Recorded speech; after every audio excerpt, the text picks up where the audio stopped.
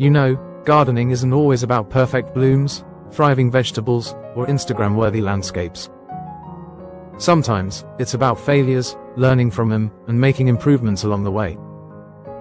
Today, I want to share a few of my garden fails with you, and believe me, there have been plenty. But I also want to move forward, plant some onion and radish seeds, and repot my string of watermelons. So, let's get our hands in the dirt and talk about the ups and downs of gardening. One of my biggest gardening fails this season has to be with my tomato plants. I had such high hopes, choosing the best heirloom varieties, carefully planting them, and even giving them the best organic compost. But, to my horror, they got hit with blight. The leaves started yellowing, spots appeared, and before I knew it, my once thriving plants were shriveling away. At first, I thought it was just a nutrient deficiency, but after researching, I realized I had a serious problem.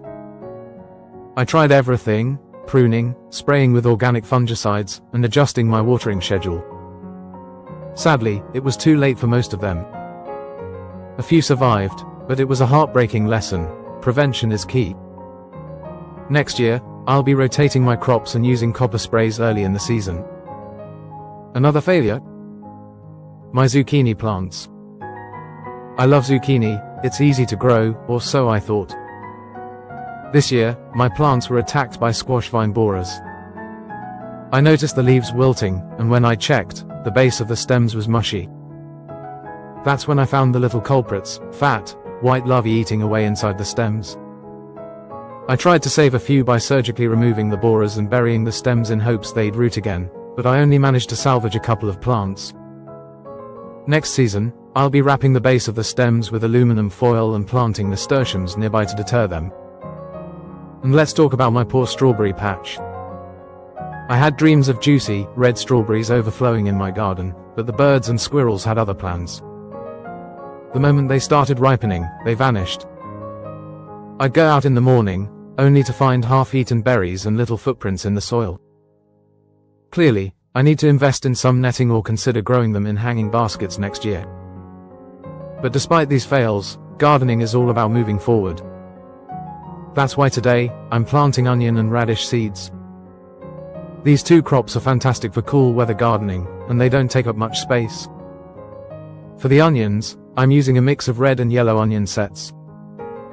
I love growing onions because they're low maintenance and store well for months. To plant them, I'm spacing them about 4 inches apart in rows, making sure the pointy tip is facing upward.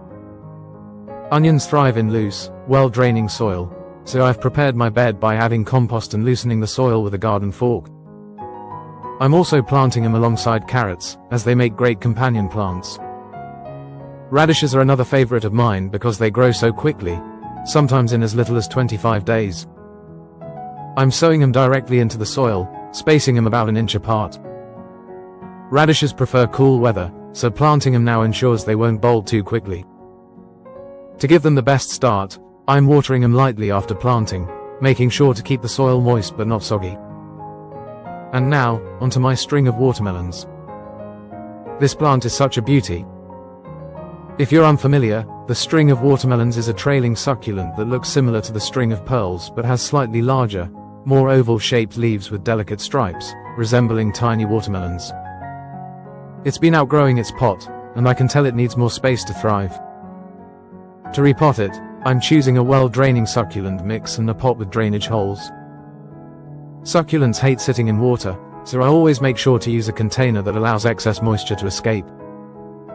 Carefully, I'm removing the plant from its current pot, shaking off some of the old soil, and gently detangling the stems. Once it's in its new home, I'll give it a light watering and place it in bright, indirect light to help it adjust. Gardening is full of highs and lows. Some plants thrive while others struggle, and every season is a learning experience. Even with failures, the joy of watching new life sprout makes it all worthwhile. So, whether you've had a rough gardening season or a successful one, keep going. Let me know in the comments what your biggest garden fail was this year and what you learned from it. Now, I'm going to sit back and enjoy the sight of my freshly planted garden beds. Until next time, happy gardening. Speaking of future gardening plans, I have my eye on a few exciting projects. First, I want to try my hand at growing microgreens indoors. They're packed with nutrients, grow incredibly fast, and can be a fantastic addition to salads and smoothies. I've done some research, and it turns out they're super easy to grow on a kitchen counter with just a shallow tray and a bit of light. I'll be experimenting with broccoli, radish, and sunflower microgreens, so stay tuned for updates on how that goes. Next on my list is starting a small herb garden. Fresh herbs elevate any dish, and having basil, thyme, and rosemary within arm's reach is a game changer in the kitchen.